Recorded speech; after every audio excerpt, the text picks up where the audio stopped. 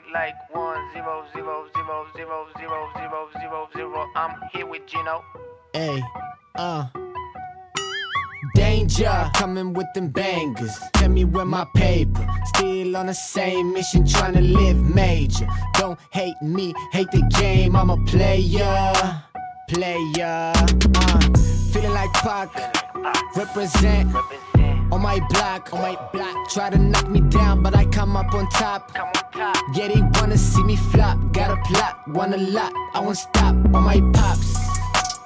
Got so many flows, it's insane. They don't really understand the game.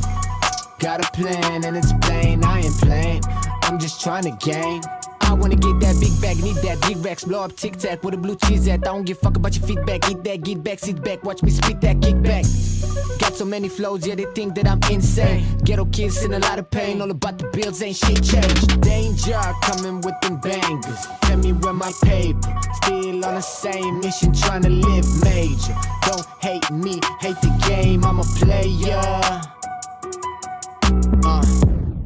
If you a hater, I don't hate you. I'm just really happy that I ain't you. I just wanna thank you. You kept me motivated, so now I motivate you. There's a lot of cake, money on my mind like a banker. Coming through with them bangers, ain't no room for mistakes. Lot of stake, hustle till we get a lot of rooms, lot of stakes. Good kid, but I keep it gangsta. All gas, no brakes. Got cash for the case. More cash in the case. More cash in the safe. More cash on the way. Hustling all day. Ay. Danger, coming with them bangers. Tell me where my paper. Still on the same mission, trying to live major. Don't hate me, hate the game. I'm a player. Danger, coming with them bangers. Where my fucking paper.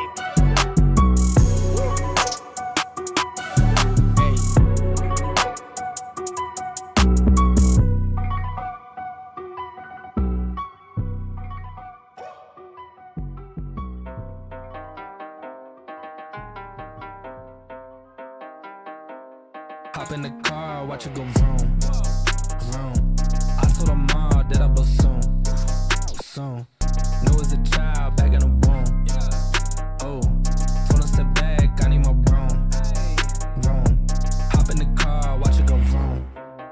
I'm in a whip, so I gotta zoom. They tryna talk, they not in the room. I've been so real, I'm dead to the tomb. They in the way, they gotta move. I got a gas, they running on fumes. Told them way back, it's something new. It's me or them, you gotta choose. I'm taking what's mine, I'm doing fine. Don't see the vision, they looking so blind. I hit my low, I don't got the time. Crossing my T's and they dotting those eyes. Don't take offense if I do not oblige. I can't relate but like none of these guys. They hit me once and I'm cutting the ties. I was so low but I'm back on the rise, it's real.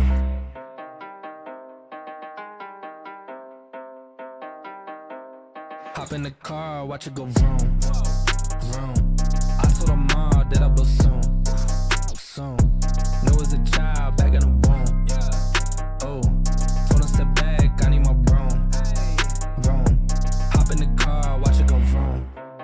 I'm hopping now I gotta go. I'm looking back, they not even close. I had a 4, now I need a ghost. I got a wave like I'm on the coast. Same ones are doubting, I dare the show. So way that I'm ballin', they think I'm a pro. I'm getting sick by the money I gross. They saying whoa, I told them all what this is. I told them all I don't miss. Said it's my time, look at this shit on my wrist. And when they shooting this breaks, I'm going in a new gear, gotta shift. I cannot stick to the script, I cannot wait. Watch how I get it and flip. It's just how I'm doing this shit that I'm going.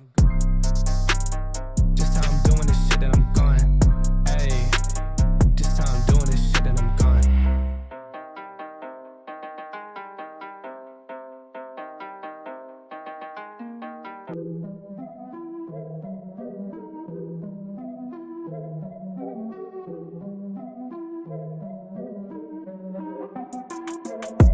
Here we go, at the top of the class on a roll. And it's time to run it up, yeah you know. Maxed out, put the pedal to the floor. Ayy, on the road, here we go. Yeah, we winning by a landslide. Never see me coming, I'm a landmine. Yeah, I ain't taking orders in command like. Yeah, you about to see me on demand like. You know on demand. If you ain't know, you about to understand. Yeah, I got the team by my side, right hand. Yeah, take it to a string, you ain't seen it like that. Yeah, and it's the dream, and we coming for the bag. Yeah, and we ain't never going back now. Future expedited, now we on the fast track now. They won't lend a hand, now they see us on the map now. It's time to act out. Here we go, at the top of the class on a roll. And it's time to run it up, yeah, you know. Maxed out, put the pedal to the floor. Hey, on the road, here we go, yeah. At the top of the class on a roll. Hey, and it's time to run it up, yeah, you know. Yeah, maxed out, put the pedal to the floor. Yeah, on the road, here we go, here we go.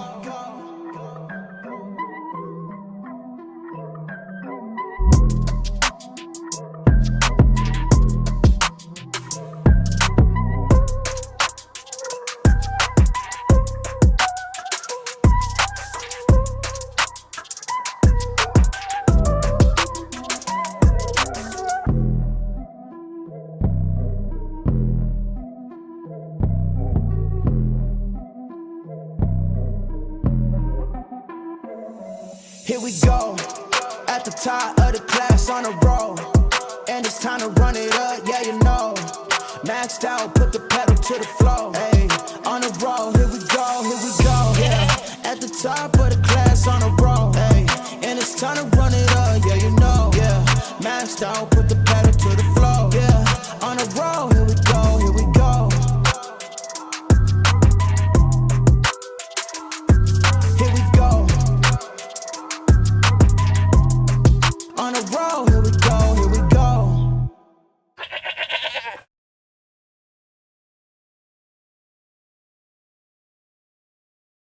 What is going on, everybody? Welcome back to the Frankie Candles live stream, and Bitcoin testing an extremely critical level, potentially holding us back from $80,000. I want to take a look at the chart with you guys today. We're going to talk about the potential of getting above this major level, guys. 70. We looked at it last week. Between $74,000 and $75,000, potentially breaking us into that low volume gap, which could lead us for a massive pump on Bitcoin. We'll talk about a potential pullback coming in first. Maybe. And I'll talk about the key levels of support down below. We are long from the low here at about 65,000, almost 66K. So long is absolutely slapping. I'll kind of cover the trades with you guys. I explained my situation last week. Had the long with profits locked in, just kind of waiting to get stopped out of the short in profit to have the long continue to play out, or vice versa. I'll go over kind of do we have audio? Okay, cool. OBS has been a little bit weird lately. We'll talk about my overall plans. I'll give you guys the bullish case, the bearish case. We'll take a look at money flow and some of the positive signs that we're seeing. Somebody said the most hated rally in the chat, which I do tend to agree with. If we are going to continue pumping, guys, I think this is going to be quite a hated rally. But we'll go over everything with you guys. And, of course, we will take a look at some of the altcoins today as well. Take a look at Ethereum, some of the big boys, and then maybe we'll even do some altcoin requests. But we'll see. We'll see how things go. But shout out to everybody in the chat. Shout out to Vegas Club. We got Expat84 in the chat. We got XRP to the moon in the chat. Oh, God. Shout out to Visionary. He's going to have trouble with this guy in the chat. But shout out to XRP to the moon. Welcome in, brother. We got Jay FOMO in the chat, said alt season. Not going to be calling for alt season just yet, guys. But let's see. Primed and ready for 80K zone. Shout out to Coin Hoover. Let's go, baby. Let's go. Guys, we had the money flow on the 12 and the 16 hour coming up last week, making us look for higher lows and higher highs. And here we are. Guys, we are at the level. We are at the level. And I'll get into detail with you guys. But shout out to Vegas Club. We got Lord Bra in the chat. What is going on? Vacation Time said, don't let this distract you from the fact that Hector is going to be running 3 Honda Civics with spoon engines and going, oh, God, hang on. And I got to finish this, guys. Running 3 Honda Civics with spoon engines. And on top of that, he just went into Harry's and bought 3 T66 turbos with NOS and a Motec system exhaust. Shout out to Vacation Time. We love that, bro. But let's see, 74K look struggle. We'll talk about it, guys. It is resistance. But again, we'll take a look at money flow. And are we still looking for the higher lows and the higher highs? Are we going to 80K? Are the lows open still at $60,000? I'll cover everything with you guys. Shout out to H-Bar Moonboy said, fight me XRP to the moon. Hey, shout out to H-Bar to the moon and XRP Moonboy. Guys, let's be friendly in the chat. We are a friendly mafia, guys.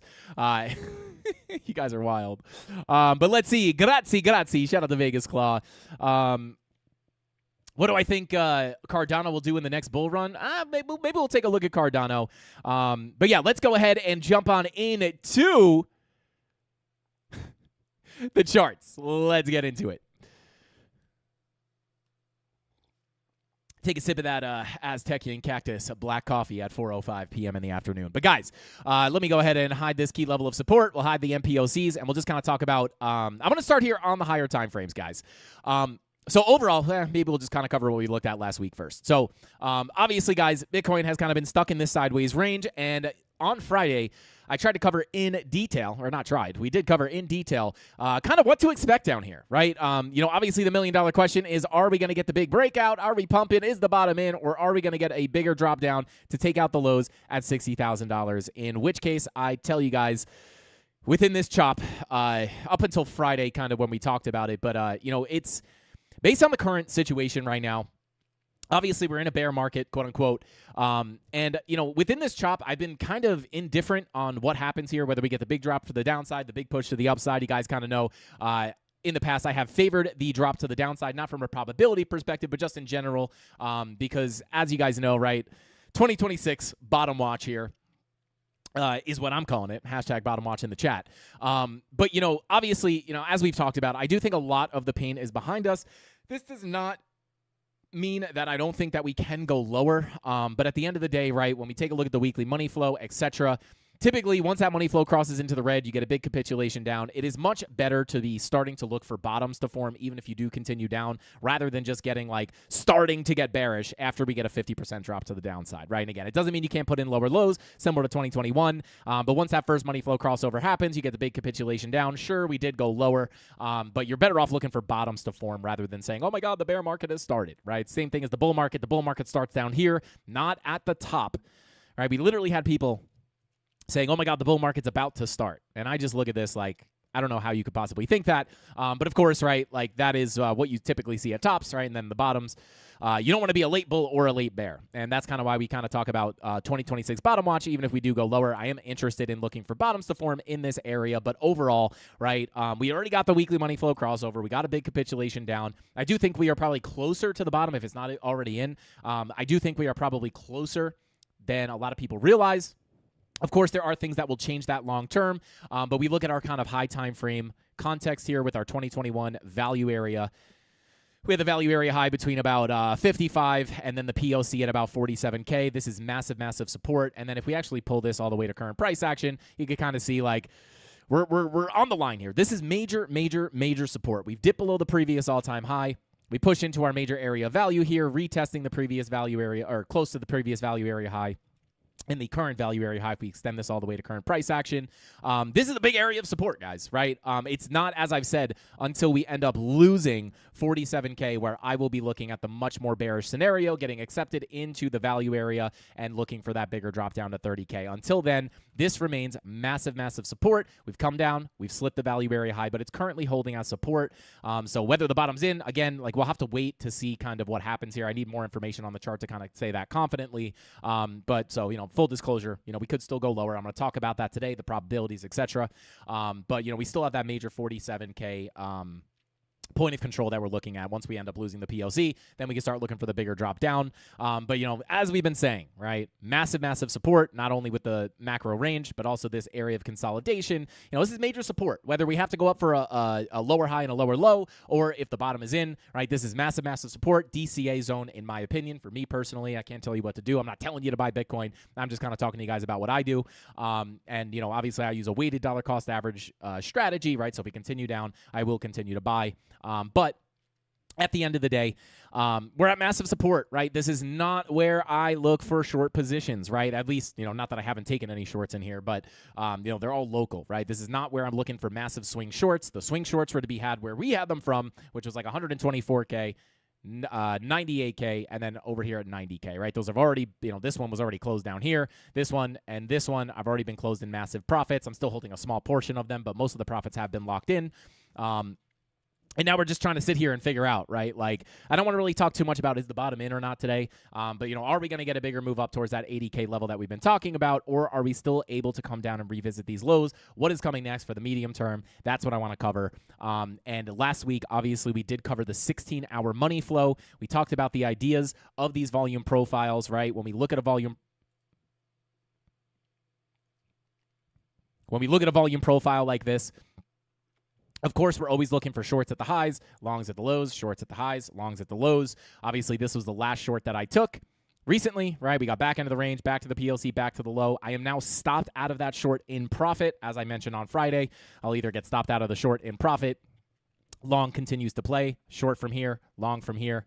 So locked in about $3,500 in profit here, got stopped out in profit, and then long continuing to play out. I'll bring that up in just a second. But, when we look at this, right, on Friday, when we look at these ranges, guys, we've been bound back and forth, plenty of money to be had within those volume profile trades. But when I try to figure out, of course, people tell me all the time, Frankie, I love the volume profiles. You've opened my eyes to how the market moves. But how do I know, right? I'm making nice money within the range, but how do I know whether it's a higher probability to get a break to the outside, break to the upside, or a bigger breakdown to lower prices? And of course, as I mentioned inside here, I'm kind of indifferent. We're in a bear market, right? So it's like, the idea of the downtrend continuing is, somewhat likely. But when we look at our money flow here, we had our 12-hour. It all started here on our 10-hour time frame, right? 10-hour money flow trending to the upside, which made me which caused me to take profits on my short down here and then take the long position, like pretty much from the low. Because the idea there with your money flow coming up is a lackluster retracement, higher lows, and potential higher highs, which we've technically come up and taken out. And again, we are at a major, major pivotal moment in the market right now, guys. And I'll get into that in a second. But, of course, the reason I look for this long, the reason I closed a majority of this position down here on the short was because the idea was a low, a high, a higher low, and a potential higher high now is played out. I'm holding that long position over here on Femex, up about $6,578. My fees have finally turned positive, up $8 in fees. But yeah, up $6,500 on the long. Not too shabby. Made a bunch of money on the way down. Now a bunch of money on the way up. And, the question now remains, are we going to break this level, or is it just one of those fake outs before we get the next big drop to the downside? And in my opinion, guys, of course on Friday, not only did we understand the 10-hour money flow on this move down for the higher low, but we also had the 12-hour money flow starting to cross into the green. And money flow always indicates the longer-term trend, right? It does not indicate the ebbs and the flows, It indicates the trend. And when we saw this 12 and 16-hour money flow, we look at this and say to ourselves, well, hey, we are going to favor higher lows and higher highs, continuing to hold the long position. And here we are finally revisiting the previous high at about $74,000. We front ran this level on, I believe it was Friday. Yeah, we front ran this level on Friday. More often than not, again, like when I was, as you guys know, right, I was interested in rejections at this level, but I did not take a short on that first approach for very simple reasons, right? I did not hit the key level. I did not get the confirmations, so I just simply don't take the trade. We look for the higher low and the higher high. We end up getting it. Long continues to play out. But we also had the 16-hour money flow crossing into the green. And to be honest, guys, when we look for this range, is it going to break up or is it going to break down? I am at this moment, medium term, looking at this money flow coming up saying, I have to be open for the continuation of the trend. And the reason that's exciting is because we have our major, let me actually pull up the TA here now. If we pull up our range that we've been looking at, right, and that major key level of resistance, anchored VWAP is sitting, let me pull it up on the daily here, anchored VWAP, I mean, really between the previous high and the anchored VWAP, I was calling it 74 to 75K because that's where it's at. But this is our last level of resistance, right? We talk about these anchored VWAPs. Not only do they help us find sniper entries into our local trades, but they can also indicate potential bigger trend changes in the market, right? And very clearly, right, as long as they remain below this major anchored VWAP, it's resistance. Could we get the rejection? Again, I'll talk about this. Obviously, our money flow coming up has me interested in potential higher lows and higher highs to come. And once we break above this level, guys, hold above that anchored VWAP, specifically, if I want to get nitty-gritty here, sitting at, whoops, get out of here. Sitting almost exactly at about $74,764. We do still have a little bit of liquidity sitting up there. But of course, right, like this is resistance. This is not where I would look for longs. Where do we look for longs? On the way down. I like to long lows. I like to short highs. Even if the context is, hey, we can come up, lackluster retracement, and higher prices to come, this is never where I'm looking for long positions. And it's going to be the same thing here, right? I'm not looking for long positions here. I'm holding the long from the low. Already up $6,500. The only thing I can look for up here is shorts. I'll explain that a little bit more in detail in a second. Excuse me. But this is the level, guys. This anchored VWAP. When we pull up our visible range volume profile, why is this level so important? Number one, major anchored VWAP. Number two, when we zoom out, we understand. I know this is repetitive for a lot of people, but it's important. Massive low volume gap. We have the liquidity above. We have money flow trending up on the 16 and the 12 hour, which could hopefully continue on the daily. But once we get above 75K, guys, we reclaim $75,000. Stay above that anchored VWAP. In my opinion, right, we have local levels of resistance around $78,000 to $80,000. But at the end of the day, high volume node up here, really closer to about $87,000. High volume node down here in our previous value area. When we impulse out of this range, which again, I use money flow to try to anticipate, if we get that impulse, in my opinion, guys, it could get very, very exciting, right? Fast move down oftentimes equals a fast move up. And we're going to take a look at Ethereum as well in a minute to kind of show you guys, like, we're seeing the same thing happen on Ethereum, the exact same thing we were looking at, low volume gap above. Once you break the highs, it could get exciting very fast. So $75,000, the anchored VWAP, get above that. You know, local stop at between $78,000 and $80,000, but at the end of the day, I will kind of be looking at those levels as, like, at that point, right, lackluster pullbacks for a continuation of the larger trend to the upside. Again, fast move down, potential fast move up. There's just not a lot above us here. And even from a horizontal perspective, right, when we're just looking at our horizontal levels of support and resistance, right, turn off the range, pull up the weekly MPOCs, the monthly MPOCs, the weekly levels, right? There's not much up here. I don't see anything. Not much, right? Even from a volume perspective, it's a small volume node, right? At the end of the day, the big gap sits right here. So once we decisively get above that $75,000 resistance, not a lot of resistance above, holding us back from eventually getting to the higher target, potentially upwards of $84,000 to almost $90,000. You have the weekly MPOC, the monthly MPOC. You have some other higher time frame levels up here. And then to the downside, of course, I will cover the bearish case with you as well. It's possible, but again, when I look at money flow here, I mean, this doesn't look bad, guys. When I look for a big breakout of a range, I like to see this money flow rounding to the upside and cross into the green. This indicates the trend will continue up, and we do now have a new weekly MPOC at about $70,660. If we get a pullback, I'll cover the local levels, right? If we're looking for higher lows and higher highs, what can we look at? Last week, we looked at the value area high of the range. Right here, what happens? We hold on top of the range. We continue up, right? It's going to be very similar, and I'll cover that in more detail in a minute. But at the end of the day, right, like, I'm not, like, I don't know how to be more explicit about this. Not a lot of volume, right? Sure, maybe I'll be interested in scalps between $78,000 and $80,000, but at that point, right, what am I going to be looking at, right? Well, if this money flow is still in the green, I still have to keep the view of higher lows and higher highs, pushing through that gap. The next big high time frame resistance sits up here.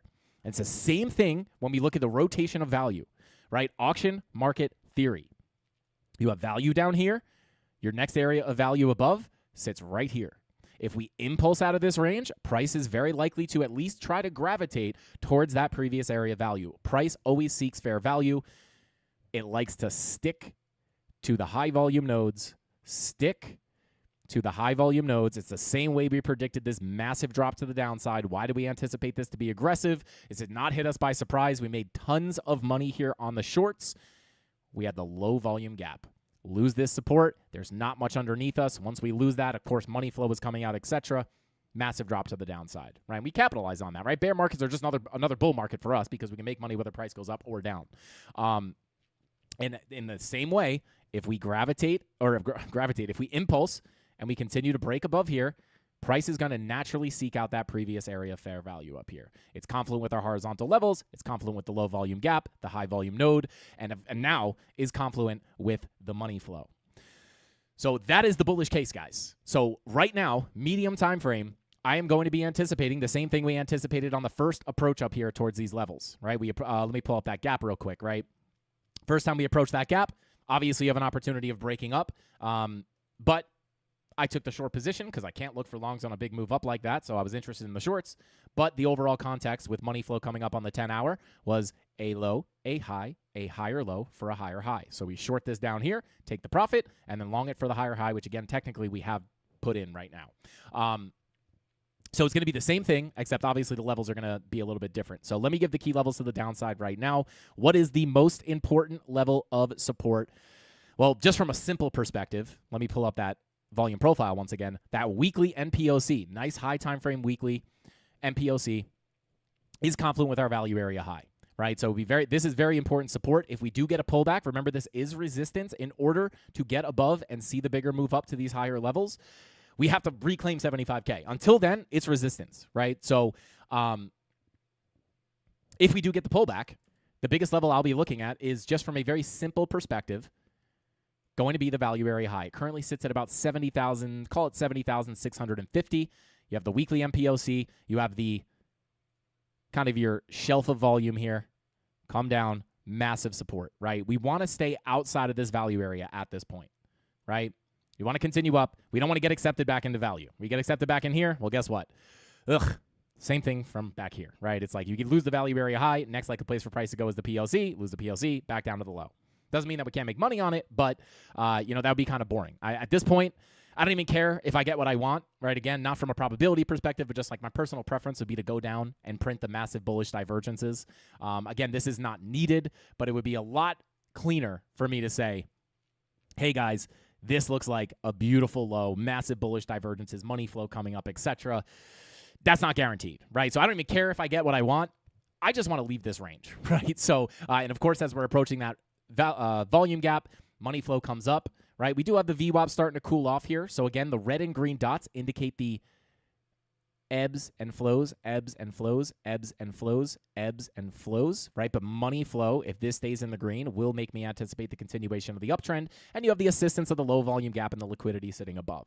So that's the bullish case. If we get the pullback, not only do I have a weekly MPOC here and a value area high, which is important to remain above, right? This is very similar to the key level we looked at here. If we don't hold this for a higher low to push through the gap, we get accepted in, I'm looking to fill the range. It's the same thing here. But with money flow now nicely in the green on the 12 and 16 hour, I have to look for lackluster pullbacks, higher lows, and higher highs. So you have the weekly MPOC, you have the value area high, you also have 2 daily naked points of controls here. And if we come on down to the lower time frames, right, of course, this is going to be a zone of support. It's not always going to be a perfect level. Let me pull my Fibonacci retracement from this low to the high. Right, you also have your golden pocket and your 786 right on that value area high. I prefer, right, again, the full zone sits right here. 71,555 to 70,083. That is really the zone, right? Let me actually pull that up to the daily MPOC. 71.6 to $70,000. Me personally, I like the confluence. I'd love to see that golden pocket 786 tapped. But you do have to be aware, it's not impossible to kind of front run those levels and tap here. But really the confluence the confluence I like is sitting between about 70,080 all the way up to about 71K. But, the full zone that you have to be aware of is going to be up to 71.6. So this is the biggest level that I will be looking for if we get a pullback from the resistance. Money flow is coming up, making me look at this as a potential opportunity for higher lows and higher highs to eventually break through that gap and get the big move up. This is the zone I would like to hold. Stay out of this value. We do not want to get accepted back into this range. If we get accepted back into the range, again, anything can happen. Money flow could fake out. At this point, I'm viewing it as a little bit more medium-term bullish. But if we get down there, we get the confirmations, we can look for a bounce to the upside. If we get accepted back down below the 786 value area high, I will simply be looking down towards the POC. If we lose the POC, down to the low. I don't want to lose this, personally, right? If we get back inside this range, POC is support. There's not as much confluence. More of the confluence sits on the value area high. And if you guys remember back to when we were coming down from here, not FOMOing long, taking the shorts, right? First major area of interest is the value area high. Second major area of interest is the value area low. Value area high failed. Shocker. We get to fulfill the volume profile where we look for the longs. That's where I'm long from right now. Now, on the way down this time, where are my biggest areas of interest? Well, of course, obviously, the value area high zone here. If we get accepted back in, back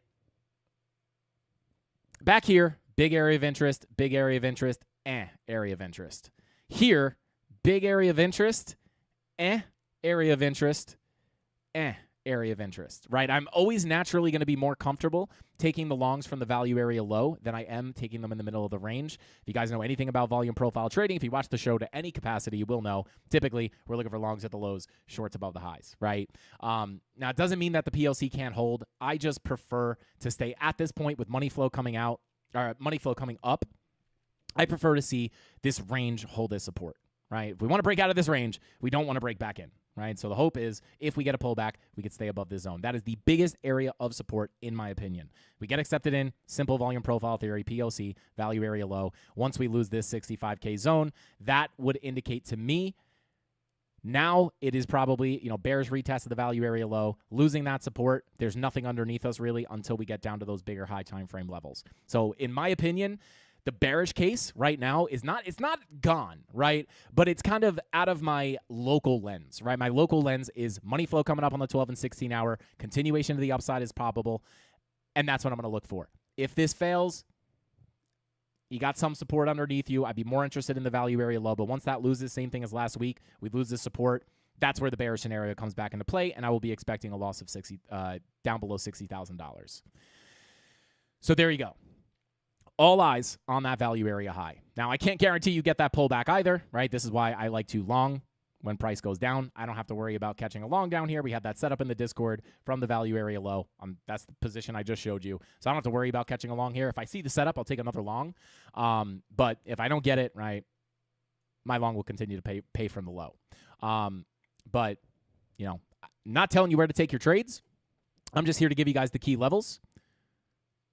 That is the biggest key level. Lose this, I'm looking lower, right? And then that's just still pretty much your last level of last resort level of support before seeing the bigger drop down. So until we start losing this, I'm going to be viewing this the same way we viewed it last week, right? Higher lows, higher highs, and with the caveat of critical level of resistance. Not only is it resistance, right, but it's critical because if we could flip it, it could open the door for a massive move up. Right, we have local levels between, I would say, about almost $79,000 and $80,000. If we get up there, right, I am not going to be really looking at this necessarily as a massive dump, because at that point, right, if we continue up, money flow on the higher time frames, like the 12 and 16 hour, will likely be continuing to the upside, right? And if the 12 and 16 hour cross into the green, we would hope that the money flow on the daily would follow. If the money flow is coming up on into the green as we continue up, I would have to view this as higher lows and higher highs. Again, taking that longer-term view of potentially seeking out that value on our previous volume profile up here between about $86,000 and $90,000 on those key levels. So this is what I'm looking at locally, local support. Obviously, your major level of resistance. Flip this, opens the door to about $80,000. Get above that, I'm really looking up towards about 84 to 90K. Does that make sense? Nice and simple, beautifully positioned here from the low, not the exact low, right, but the low of the range. And we'll see. We'll see what happens. Let me jump on into chat here real quick. And, of course, guys, I have to be explicit here, right? Not a place I would take a long position, right? We are at resistance. Now, I'll talk about more specifically what I'm looking at here for a potential rejection back down. Because, of course, obviously the bearish case is possible, right? Fake out the high, go back down to the lows. But, we still have some support to hold. But I'll zoom in here and take a look at the local levels because, obviously, this is a major level of resistance where we were interested in rejections. I am personally still holding obviously, stopped out of this short in profit. And I'm still holding my shorts from higher. And with the bullish bias here, I am not currently holding a short from here. Obviously, it is valid resistance. Rejection is definitely possible. But I am more viewing that towards potential lackluster retracements, higher lows and higher highs. It's very simple. Money flow is coming into the green. If we get those red dots, I'm looking for pullbacks, higher lows, and higher highs. It's not perfect, though, right? Because that daily money flow is still kind of flat. 2-day money flow looks actually pretty decent here. But you got your VWAP rolling over. So again, I am still, it's very if this, then that. We still have to flip $75,000. Like I said, in here, I am generally indifferent on whether we get the big move up first or the big move down first. The only reason this is exciting is because like this is the level, right? And the only reason I'm interested in higher lows and higher highs is the same thing as last week. Money flow is coming up, right? But if that all fakes out, we are still in a bear market environment. Money flow likes to spend more time in the red in a bear market, and you're much more likely to see fake outs. But like I said last week, when I see these money flow crossovers, yes, in the back of my head, I'm thinking, we're in a bear market. This could be a likely fake out, but I always take it at face value, right? It's going to fake out and give you the wrong signal much less often than it'll give you the right signal. So I just take it at face value, and then if it stops me out, again, my shorts will continue to pay, and I just won't be super shocked. But again, medium time frame, and I cannot ignore this money flow coming up. Makes me open for higher lows and higher highs. If it fakes out, I wouldn't be super shocked. I'll still capitalize on the shorts from higher, and again, like the line in the sand here is flipping $75,000. That is what opens the door to the massive pump. Let's see. Yeah, and I'll take a look at the lower time frames as well with you guys, because of course, even if we get a little pullback here, obviously we can look at the lower time frames to try to anticipate that. I'll show you exactly what I'm looking at to see if we're going to get that big pull down. Set it to 0, Frankie, or Zebo. I need to find a long. Shout out to Bailey. Let's go. Shout out to Baby Beats or Bixibi Beats. Shout out to Baby Beats. Says, what if we break resistance without pulling back to those levels? What would you look for next? Well, me personally, if I was not long from the low and we just kind of snap up here, I would look for price, and we hold 75K, I would look for price to push up towards, 79, like $78,000 to $81,000. That's what I would look for next. Would I long in the middle of that? Probably not. So yeah, from like a trading perspective, right? If I were not long and this just broke up, it's the same thing as back here, right? I know probably a lot of people are feeling FOMO, right? I said this to the Discord. I was actually talking to them earlier today in the premium live stream. Up here, I was very explicit with the Discord. I said, hey guys, I know a lot of you guys are probably feeling FOMO. I had a lot of questions. Should I long? Are we going to continue up? This is simply never a place where I am looking for a long. What do? I take the short, right? Again, just got stopped out for like $3,500 in profit on that for this little rotation to the value area low.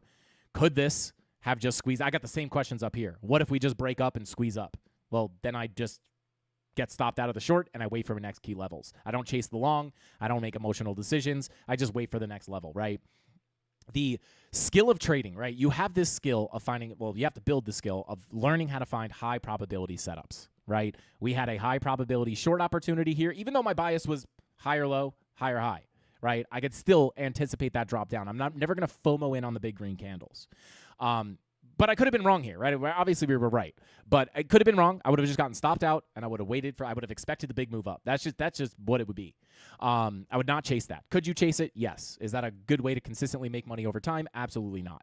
I would just, personally, sit on my hands, wait for a potential short setup, wait for a pullback, and then look for longs, right? Well, if you don't FOMO long on the big push up, what do? Well, you could short the move down or just sit out until you get a pullback into a key level. You want to long when price goes down. You want to short when price goes up. Even if you're expecting higher prices, I have to see some kind of a pullback, and sometimes they don't come, right? In that case, I just hold tight, right? And I just wait for the next key level and the next high probability setup. Once you build the skill of finding high probability trading setups, like we do, right, that I've spent years figuring out, no one's going to take that away from you. Like, if you miss a long, I missed this long personally from the value area low to the high. I don't care, right? Do I, oh my God, I didn't long here. Let me FOMO long here. No, I just see the confirmations up here locally at resistance. I take the short with my key targets, right? Once I get to the low, that's where I look for longs. I take the long.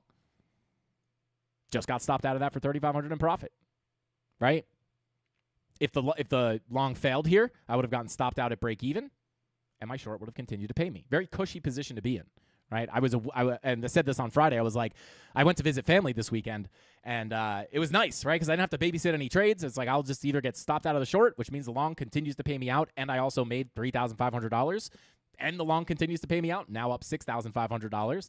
And if it just dumped to the downside, I would have stopped out for basically no loss. I would have paid a little bit of fees on the long, but I would have basically gotten stopped out at break even, and my short would continue to pay me out, right? Regardless of where price went over the weekend, right, or today, I was positioned to make money either way, right? And the way I look at it to myself is like, if I was not long from down here, I'm too late to the move. I would only be able to look for a short, just like here. I was not long from the low. I was too late to the move. I'll look for the short. Level to level. So there you go. If it breaks up, it breaks up.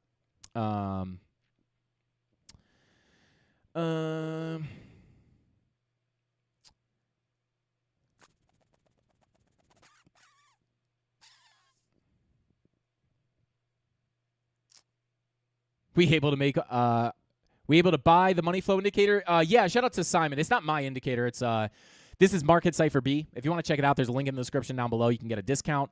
It is a paid indicator, obviously. But yeah, check the link in the description down below if you want to check it out. But not my indicator. Shout out to CryptoFace. CryptoFace made this. Let's see.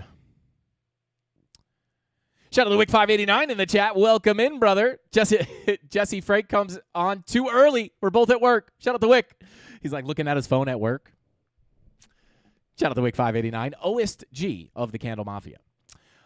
Let's see here. Shout out to Ben's Breakouts. Said, so if we go up from here and move through the low volume gap, what does that mean for the bear market? Great question. Well, for me,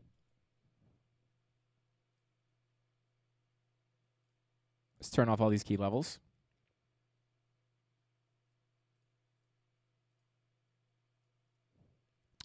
If we continue up, let's pull up our major moving averages, right?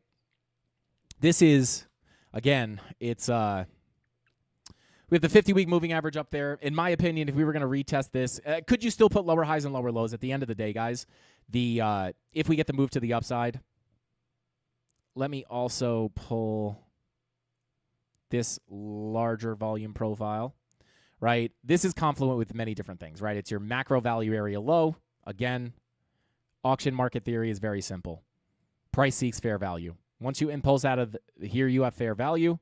Here you have fair value. When you impulse out of this value, price is likely to seek out previous fair value, right? And again, as I've shown many a times on the channel here, this value was beautifully respected. Perfect. Dip into the value area. We came down, we tapped the POC, and eventually came down to tap that value area low, literally to the dollar. So when we look at that, I'll actually draw the box again. Here's value area number 1. Here's value area number 2. Impulse out of this range, right? Hopefully, if we don't get the fake out and put in a new low, which again, I do still would love for those massive bullish divergences. But if we get the break up, let me pull up the bull market support band as well. I've covered this a lot, right? Because when it comes to like macro bottoms on Bitcoin, guys, the game is not to snipe the exact bottom, wait to buy until you think until there's never going to be a magic price that when it hits that level, you're like, that's it, let me put my whole bag in. I mean, you can do that, right? But that's not what I do. Dollar cost average is the best way, in my opinion. It's how I personally position myself perfectly at the bottom here before the bull market. Again, just remember, people saying the bull market was starting here, guys, charts are the truth. Everyone will always say that. Bull market's just starting. Bear market's just starting. But when we look at this, right, this was beautiful. I'm going to cover this very quickly because I covered a lot. The reason I prefer the bigger drop to the downside, again, not from a higher probability perspective, but just from a personal perspective, it was very nice to see these weekly bullish divergences. Once money flow started coming back up, you have the high time frame confirmation, you have money flow starting to come up. Once you flip that bull market support band, typically indicates the bottom is in. Right, especially when you see that weekly money flow crossover into the green for the first time. Usually the bottom's in. All right, so whether it was on the flip or up here. But that weekly bull div gives you a really good indication that the bottom is probably in once you see that bull div. Right, it's a very nice, high confidence signal for a bottom to form. Right, we see this all the time. 2017, same thing, only on the daily time frame.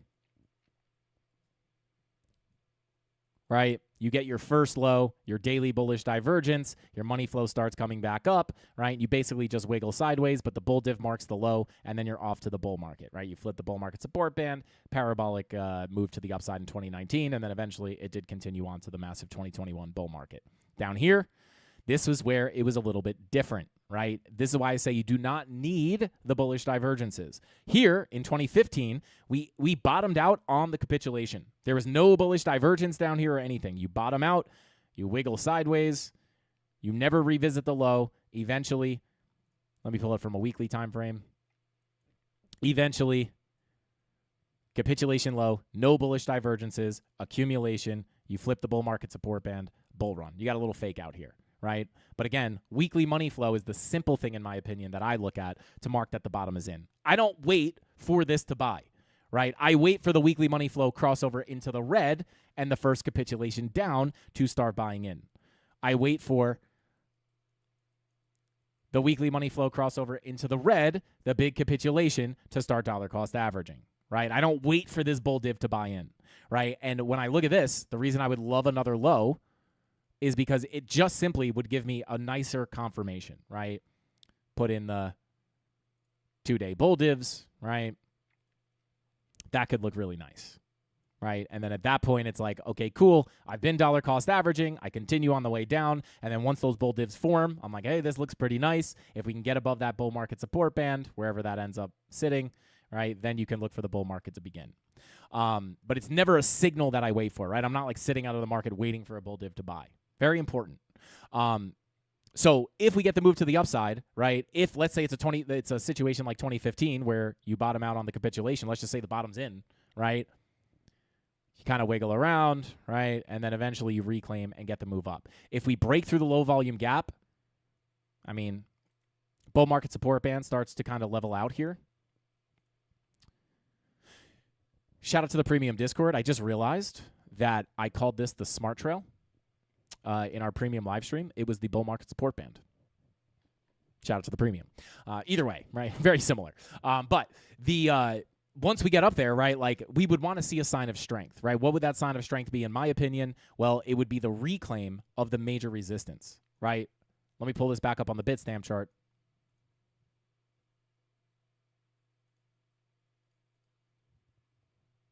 Major resistance, right? I'll take that tap monthly off.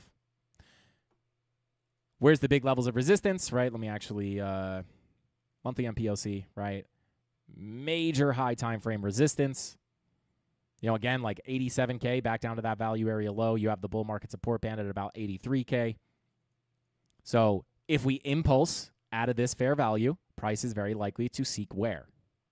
Somebody say it in the chat. That's right. Shout out to Golden.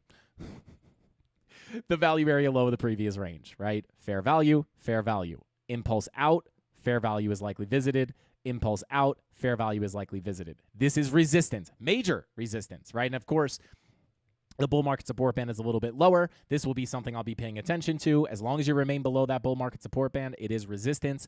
But I would really like to see reclaims not only of the bull market support band, but also, right, maybe we kind of bing bong around here, bull market support band swoops. Really what I would like is a reclaim of this POC. We start reclaiming this POC, start getting above the 50-week. You know, this would kind of be, you know, flipping this bull market support band would be that kind of sign of strength. It's too soon for me to say, right, again, down here, I'm still pretty indifferent, right? We have the medium time frame context of the money flow coming up. I'm using that to make money, right? But again, whether we go up or down, I'm still going to make money. It's a little, you know, again, without those massive bullish confirmations, like in 2015, I would be stuck kind of saying the same thing. It's like, it's hard, right? Because there's no bull div. And I'd be looking at this like, hey, if you look at the weekly time frame, you know, hey guys, you know, if we wind up coming down, let me pull up bar replay mode just to kind of make it a little easier. Right? Like, okay, we're capitulating. Nice. If price bounces, maybe uses this as resistance, puts in a lower low, and our momentum wave does something like this, you get the bullish divergence, right? That would be a really clean thing to look for a bottom.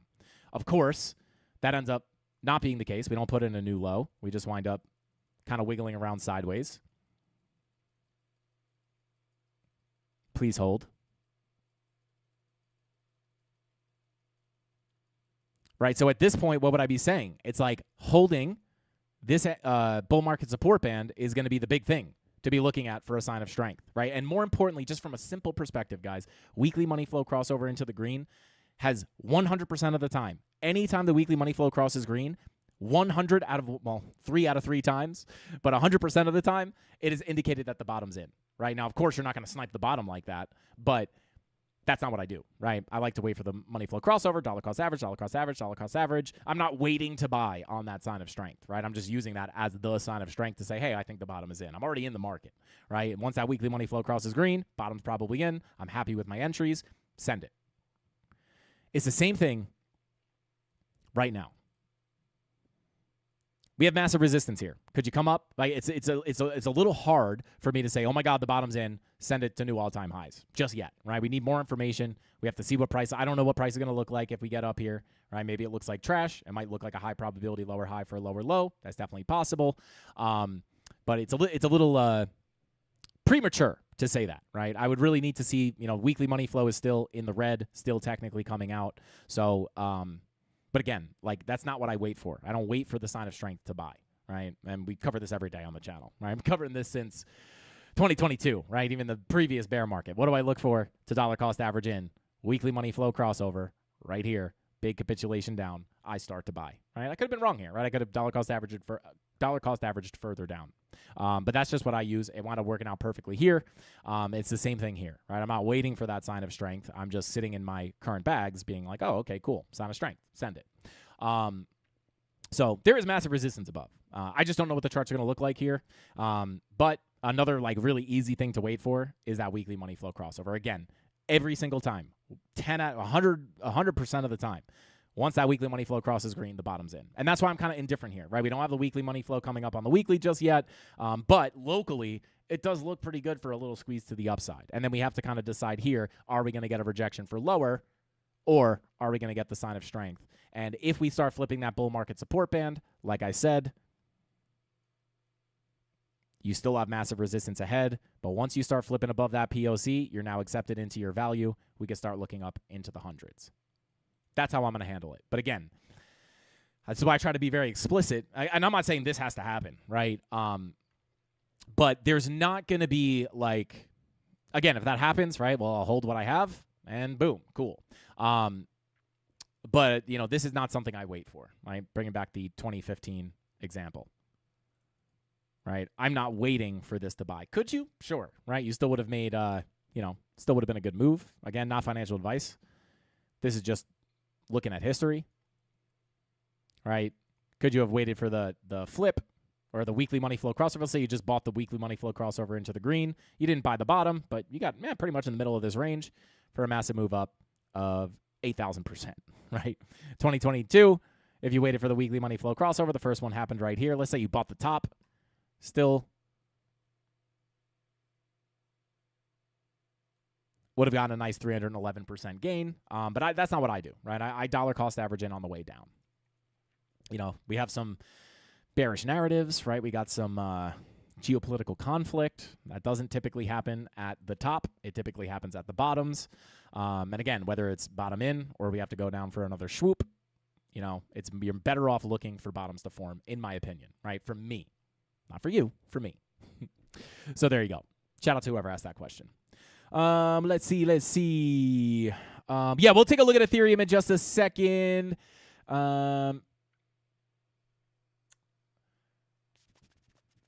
Has the altcoin run started? Shout out to Fabio. I'm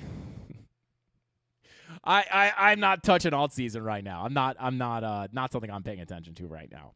We've covered that in the past, right? Like if Bitcoin gets another capitulation down, the altcoins are very likely to follow, right? And I said I would look at Cardano. Is Cardano at the top? Obviously not, right? We were already down 83% off of the high of 2024, right? Not the all-time high. But, just looking at this in general, is this super expensive? Not relative to the value area, right? This is technically looked at as undervalued. If you can get back in here, reclaim, right, move back up to the POC, which is not something I oftentimes look at, but it is confluent with the bull market support band, which is interesting, and the anchor VWAP. But again, I'm not looking saying, oh my God, alt season's on the way, right? Obviously. So yeah, I'll dig into it, Cardano a little deeper. I'm going to start off with Ethereum for the altcoins.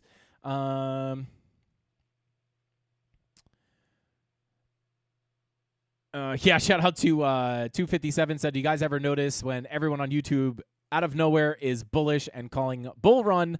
When everyone is happy, the market does the opposite. Shout out to 257. Yes, we are very aware of that. I have to deal with that, unfortunately, at like tops, right? When we look for the loss of 108K to be very likely based off money flow, bearish divergences, all the technical factors for a massive drop down, literally people up here, I'll never forget it, right? I try to take note of this stuff to remember for the next cycle. Literally, which kind of shocked me, but I guess it didn't really shock me. There were people up here literally saying the bull market has just started, and I don't know why they talk about that, right? It's like the simple psychology of a market. And I think a lot of the reason a lot of people got caught off sides at the high here, people hated me up here, guys. It's the same thing in 2021 up here. People hated me.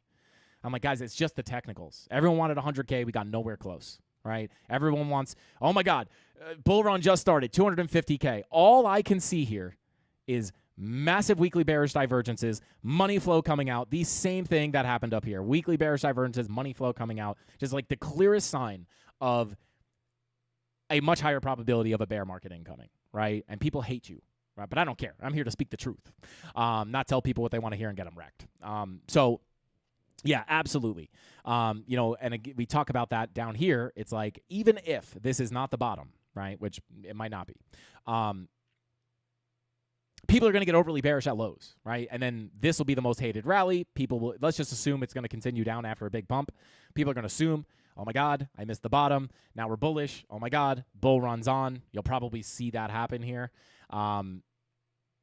And then, like, in my opinion, this would be like the most brutal thing to happen in the market right now is to see this pump.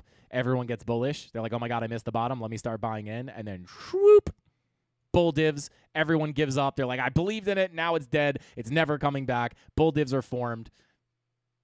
That would be much more confident, in my opinion, to be like, hey, massive pain has been created, massive bullish divergences, maybe a bearish narrative to follow. That would be really confident for me to be like, hey, just like this weekly bull div down here. It's like, hey, guys, we've been waiting for this, right? Timing-wise, it lines up. Money flow-wise, it lines up. Bull div, technical confirmation-wise, it lines up. And what do people feel here, right? They're still bullish on this higher low. All-time highs, 100K, 100K. Nope. Lower, right? Again, indicated on the chart. Oh my God, the bear market just started. That's it, guys. We're in a bear market. It's all going lower.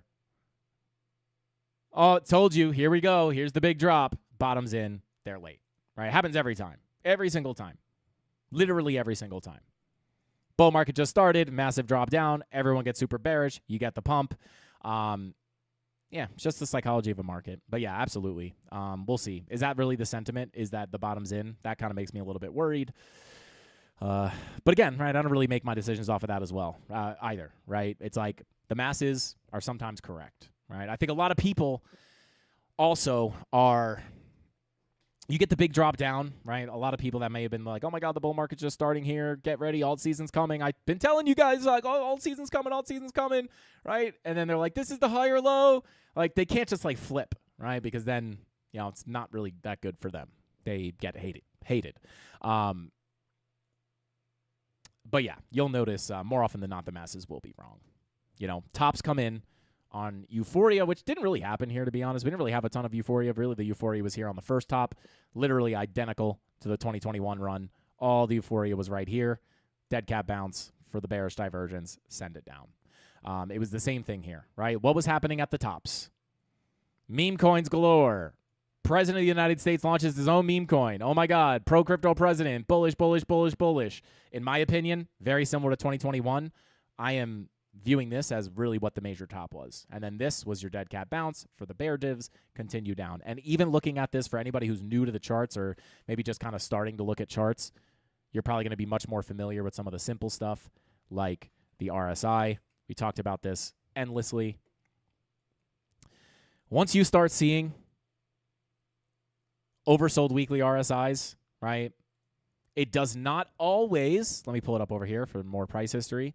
It does not always indicate that the bottom is in, but it does indicate that you're always better off looking for a bottom to form. This is why, as 2026 started, we start talking about 2026 bottom watch. Does it mean that price can't go down deeper? No. But when you have an oversold RSI, let me hide this real quick.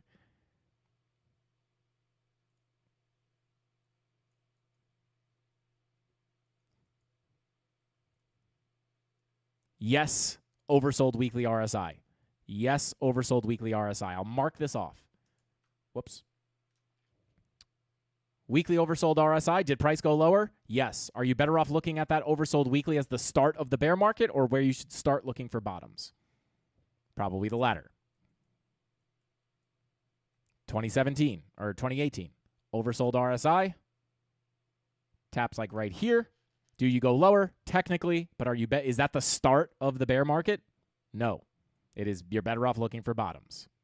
Right? Doesn't mean you're going to snipe the bottom. Could go lower, right? But eventually that is very oversold on the weekly. Back to 2015, oversold on the weekly. Do you go lower? Yes. Are you better off looking for a bottom rather than thinking that the bear market is just beginning? Yes. Right? And again, I think weekly money flow is a lot easier to look at than the RSI. But again, price goes lower. What happens? You form a daily bullish divergence. Price ends up going lower. What happens? Your RSI makes a higher low, giving you those bullish divergences. So that's literally what I'm looking for, right? If we continue down, I'll be looking like oversold weekly, lower low, right? If the RSI puts in a higher low, just like on Market Cipher, you could put in a weekly bullish divergence, right? So price could go lower, but again, it's going to be better off. This is why 2026 bottom watch. Never have you had the oversold weekly, and that was the start of the bear market, right? Where's the start of the bear market typically? Well, for 2021 and 2025, weekly bearish divergences, right? Higher highs, lower highs. Higher highs, lower highs.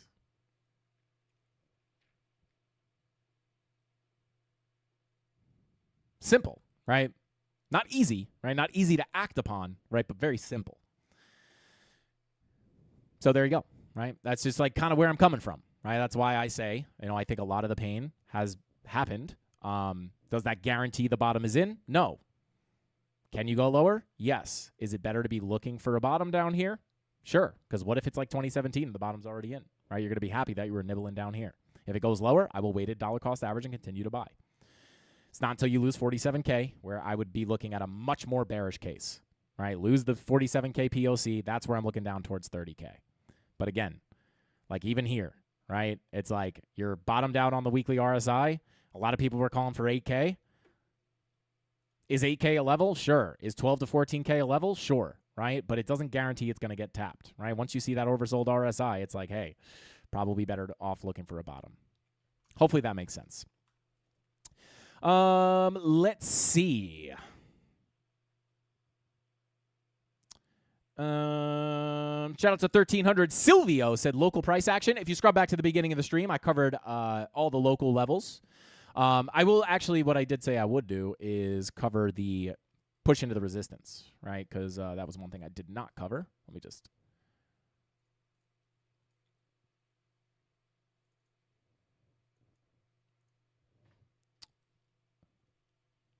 But yeah, if you scroll back to the beginning of the stream, I covered all the key levels of support. If we do end up getting another pullback where I'll be looking for bounces, etc., everything you need to know. But as we push into this level, guys, one thing I do want to point out is on the liquidation heat map, we do still have a little bit of liquidity leading us up to about 74,700, 74,800. And one thing I will note here is on the daily time frame, right? Again, that anchored VWAP sits at about 74.7, right? So there's still some liquidity above us. And like I said, this is the level. This anchored VWAP, right? We could even wick above and come back down below and then get the pullback. We have to flip this to support, right? We got to sustainably hold above that level to open up that door to the low volume gap. right now, right, when we look at the lower time frames, we're pushing into that level, right? We've already tapped it once, twice, thrice, maybe come up for another approach. Let me take this RSI off the chart. But when we look at this from a lower time frame perspective, right, your 1 hour, we push up here, right, could be forming bearish divergences, right, could indicate the pullback for, a bigger drop. Again, overall, looking to hopefully, if that winds up being a bigger pullback, to hold support and continue up based off your high time frame money flow or your medium, higher hourly time frame money flow, like the 12 and the 16 hour. But yeah, like for me personally, right, this is not where I would look for a long. I'm not saying it can't go up from here, right, but I would just never take a long up here. Long from down here, right? I'm not going to long these big green candles. I would have to wait for a pullback. Would I ever long this? No, I would only look for a short here. I wouldn't look for a short here because I didn't hit my key level, right? But if we get the pullback, if I'm interested in a long, we actually covered this on the live stream on Friday, value area high, key level of support. We come down, we hold it, we put in the higher high. Now we have tapped that key level of resistance, so if we get that pullback, right, and for what it's worth, if we get those bearish divergences, that could indicate the pullback. And the thing that I'm really going to be watching here is if we're going to get the pullback from this level, let's say maybe we go sweep out that liquidity, whether we do it or not, if we're going to get that bigger pullback, one thing I will be looking at is the medium time frames. 5-hour red dot printing. Specifically, I'll be watching this 8-hour. If this 8-hour red dot prints and we get that 30-minute money flow to trend to the downside and cross over into the red, in my opinion, right, once that money flow crosses red on the 30-minute, that will indicate a trend to the downside within the context of the 30-minute. And if you get that 8-hour red dot to print, that's a market cipher B116 strategy, bearish setup, to indicate some kind of a pullback, right? So on the 30-minute, that money flow crossover will look like a big trend to the downside. But on the 8-hour, it will look like a little ebb or flow to the downside. Money flow is coming up, potential higher lows, higher highs. That's what I'm going to be looking for, right? If that fails, well, we'll look to fill the range, right? At least down to the POC. So we'll see. We don't have the 1-hour bear divs confirmed just yet. Yeah, like a little bear div here before the pullback. But right now, if we take out that liquidity above the high, could look like a triple divergence there. But we'll see. All right, we're just banging our head there. And again, on the lower time frames, this does come a little bit lower when you pull it up on the daily. Again, for the higher time frames, I'd be looking at the daily. That's the big key level, right? Another thing to look for, just honorable mention, right? If we do get a push up here in the next 2 hours and 57 minutes, push above the level and wick back down below it, could be looking like a high time frame SFP. But again, I wouldn't really be looking at this as of right now on the medium time frames as, oh my God, it's going to zero, right? My context there would still be lackluster pullback, higher lows and higher highs. It's not until we lose the value area high, sitting at about 70,600, to look for the POC and the value area low. And it wouldn't be until we lose this zone where I'd be looking for a breakdown below 60K.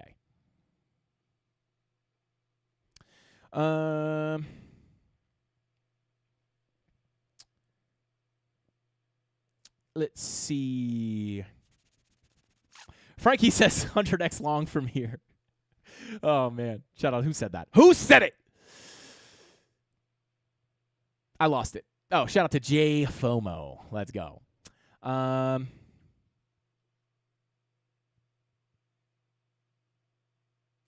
Is there a bearish divergence on the 15-minute? Yes. Or you did have a 15-minute bear div. Higher highs? Oh, no. You actually had a 30-minute bear div here. Higher highs, lower highs, right? Already got that to kind of play out. I mean, I could pull up some hyperlocal levels for you guys. But again, just to be clear, I already went over my personal trading plan. But yeah, you're starting to creep above this 786. Yeah, I mean, we break this high again. You could go sweep out the rest of that liquidity that we just looked at on the heat map. And then again, like up there, if you feel like, oh my God, should I long here? You got to have a plan, right? Like for me, the only place I'm interested in another long position would be if we get the bigger pullback. If not, it's okay, right? Because I've already taken the long at the high probability area at the low. If I was not holding a long right now, I would probably only be looking for a potential short. If it stopped out, I'd look for the bigger move up, and I would just wait it out. But yeah, I would say, hyper locally here. Oh, she's pushing.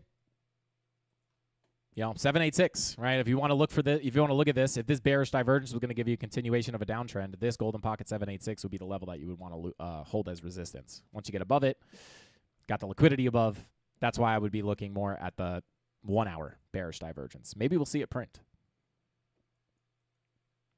But let's go ahead and take a look at Ethereum real quick, which also, based off the volume gap, I actually think I had it marked out here. On Friday, the context was very similar to Bitcoin, right? When we look at, and if you watch the market update from last week as well, I covered this.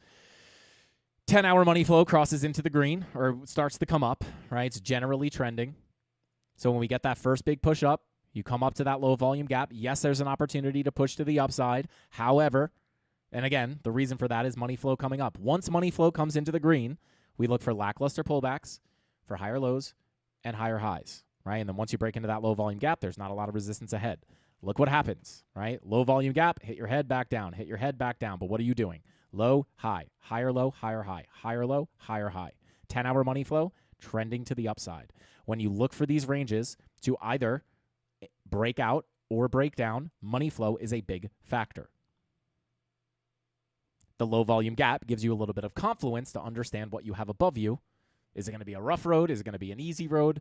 And two things here, right? You have the volume gap. Once you look what happens. You break the level, boom, you get the pop to the upside. Why does that happen? There's not a lot of resistance ahead. There's a massive low volume gap. Now, also, from a auction market theory perspective,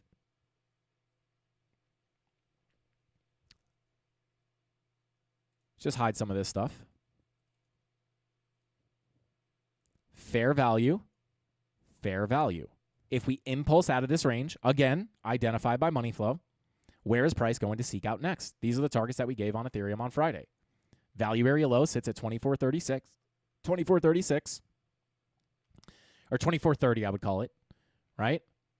When price impulses out of a value area, it is very likely to seek out previous fair value. Where's the previous fair value? It's sitting right up here. Flip the value area low. POC sits at about 2,500. Flip the POC. Value area high sits at about 2,655. Money flow comes up. We break above the high. We're inside the volume gap. Money flow on the 10-hour, 12-hour, 16-hour are all in the green. And we could also anticipate continuations to the upside if we pull back, right, looking for higher lows and higher highs to come back into that next area of value. Now, I would consider this somewhat local, right, because we don't have this on Bitcoin. We have this little area of consolidation on Ethereum. Bitcoin doesn't really have that. So really, when we look at the volume again, you got a little bit of a peak here, obviously because of this consolidation. So maybe we come up, right? Hey, we got fair value here. Price likes to hang out in this fair value. Once we break out of that, the biggest high volume node sits right here, sitting at about $2,800, right? What is that? It's a previous value area. Just like on Bitcoin. It's the same thing, right? Structure-wise, it's almost exactly the same.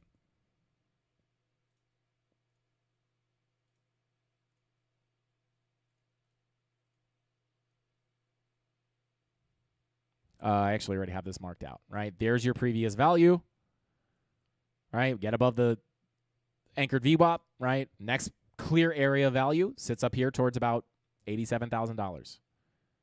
Pull at the VPVR. There's your low volume gap. There's your high volume node. Magnet.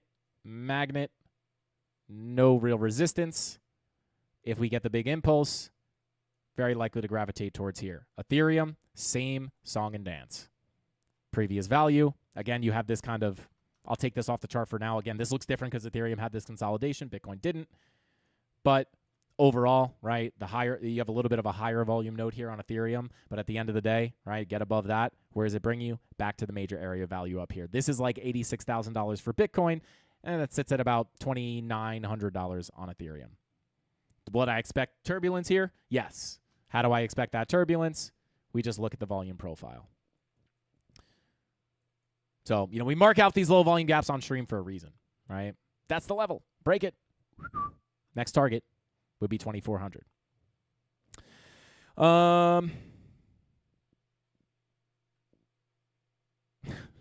Chat not letting me concentrate. Shout out to Servando Estrada.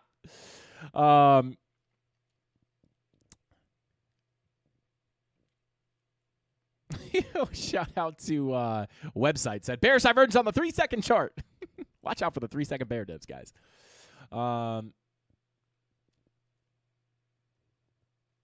Let's see.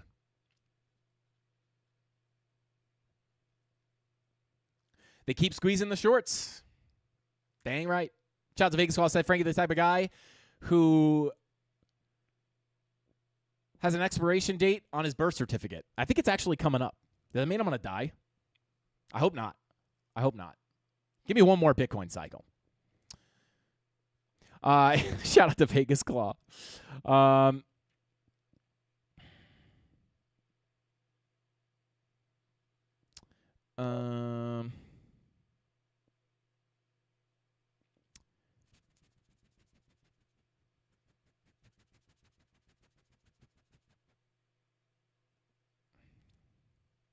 Yo, Erica said that's why we got premium. Shout out to Erica.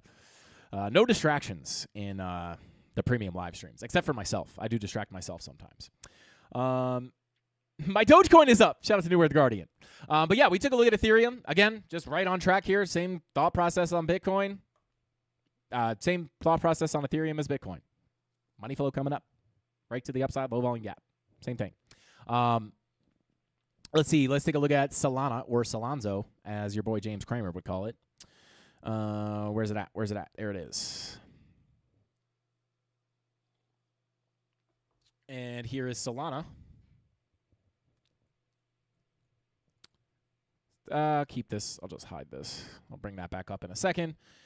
Same thing, right? Again, and this is why, guys, like in this environment, I don't really cover every altcoin, every key level, because it's all pretty much structurally the same thing, right? You'll have outliers, but for the most part, what do we have, right? We mark out previous areas of value. We have one here, and one up here. Again, this is like the $86,000 Bitcoin. This is like Ethereum. It's a little bit different. It's a little bit deeper than Ethereum, but everything looks a little different, right? You have this little consolidation. That's your next previous area of value. So what do we look at? Here's your lower area of balance. What is your money flow doing on the 10-hour, right? This is really the big thing back here. 10-hour money flow crossover. I don't recommend this a lot, but if you go back and watch the live streams from when we had this money flow crossover, around March 3rd, the thought process is resistance. But if we get the pullback because money flow is trending to the upside, we can look for higher lows, higher highs. And it's basically the exact same thing as Bitcoin. What happens? We get the rejection. I'll pull this back up in a second. We get the rejection. We get accepted back into the range. We rotate to the POC, rotate to the value area low. Obviously, I took the short on Bitcoin here, back down to the low. If you're looking for higher lows and higher highs, where are you going to be looking at? Money flow is coming up. You're thinking lackluster pullback, higher low, higher high. What are you going to be looking at for that higher low? Very simple. Golden pocket, 786 retracement, right, which is obviously confluent with the value area low. That's where you're looking for the higher low. What happens? You get the higher low, you get the higher high. Right, and now we are getting accepted into this upper area value. I would say the next target to the upside for Solana is going to be about 97.57. If we pull back, very clear key level of support. Ideally, you would want to hold inside this value area low to continue up towards the POC if you don't go there from now, from where we are now. What would I look at for that pullback? I don't know. If you can get that 8-hour red dot, see that 30-minute. 30-minute money flow kind of coming back up. But yeah, I would say next target going to be sitting up here. 97.59 at the POC. Key level of support going to be the value area low at 92.38. You've already kind of retested that. So your goal, right, just from a very simple point of view, is leave this value area. We don't want this to be fair value anymore. We want value to build higher. We want to stay inside here and maybe bing bong around in here. Make this hot fair value. Once you impulse out of here, where am I going to look to? I'm going to look to the next area of fair value, which sits up here between, again, this is like $86,000 Bitcoin, $122 Solana. Flip the POC, go to the value area high at about 138. Again, that's like pretty far away at this point, but same thing as Bitcoin, 12 and 16-hour money flow, continuing into the green. You just still kind of have this mixed daily. Like maybe this is the bottom of the daily wave, but this daily is not curving up like I would really like it to. But 16 and 12-hour, once we get those red dots, you'll probably get a significant correction. The hope is money flow stays in the green, and you can look for higher lows and higher highs. If we lose that value area low at 92.34, the next biggest area of support, very similar to Bitcoin, would be your value area high, right? The idea is to not get accepted back into this range. We want to, if we have to retest it, that's fine, but we do not want to get accepted back in here. At this point, we've gotten a nice pop up. You want to stay inside this profile. If we lose it, you want to hold above the previous value. This level sits between about 88.90 and down to the 786 at 86.76. I'd prefer to bounce off the golden pocket to be as detailed as possible. And what I can do here for you guys as well is I can pull up those MPOCs. You got a daily MPOC in there.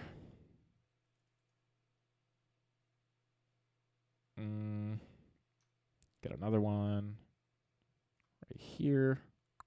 So you got a weekly MPOC in there as well, like Bitcoin? We do.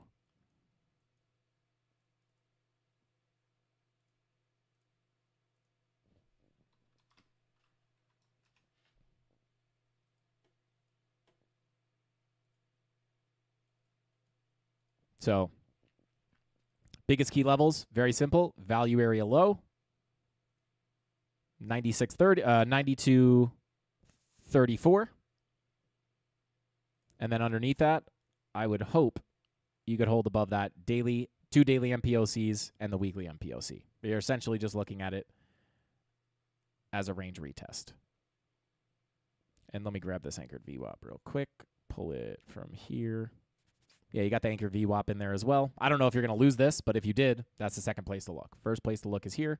Second place to look is here. Once you break this, I'm looking at the POC, lose the POC, go to the low. Same thing as Bitcoin.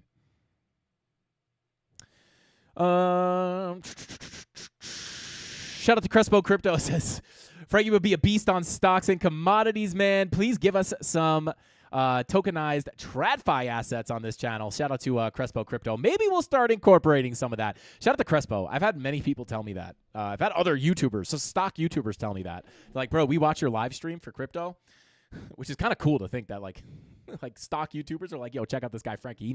He knows. But they're like, dude, you should come over to stocks, bro. They're like, you crush crypto. They're like, dude, you would be able to trade stocks like a cakewalk. I'm like, I don't know. I'm a crypto guy. But yeah, maybe we'll start getting some commodities on here. I mean, you could they're starting to offer like you could trade gold and silver now on WeX. Actually, I think we have a deal going with WeX where you can trade with no fees if you're trading precious metals. You guys can check that out. Tony could probably drop the link for you guys. But yeah, maybe we'll start. Maybe we'll try to get into some commodities trades. Can we draw a fib from all-time high or all-time low to all-time high on Bitcoin? Whichever pair highest data, is this right? Shout out to Quantum Yoda. Yeah, this was actually.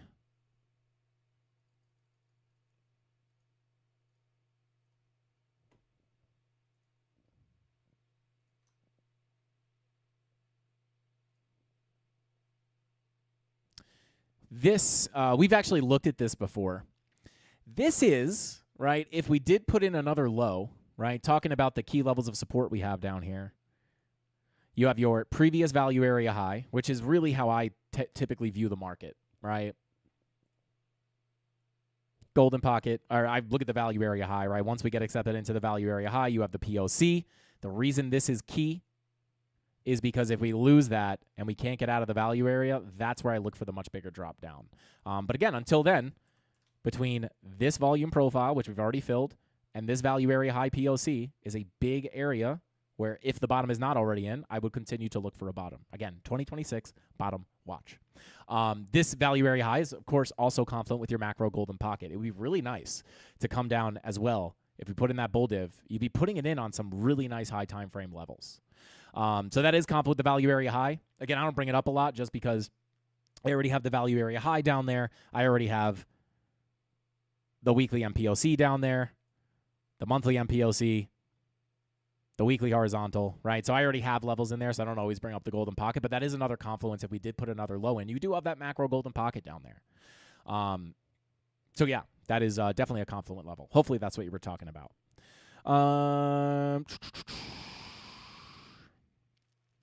MicroStrategy, the same as BTC. Yeah, shout out to 257. We've covered this on the way down, right? Actually, looking at MicroStrategy was part of the reason we were able to, I don't even really want to say it's part of the reason. It was just like an additional confluence that we looked at.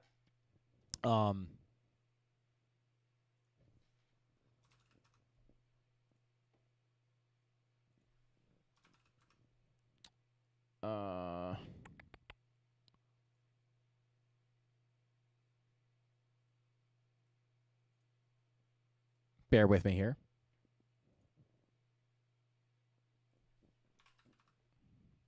Did I delete the levels? Oh, no, there we go, right? This was something we looked at forever ago. And this was MicroStrategy. Let me pull it up side by side.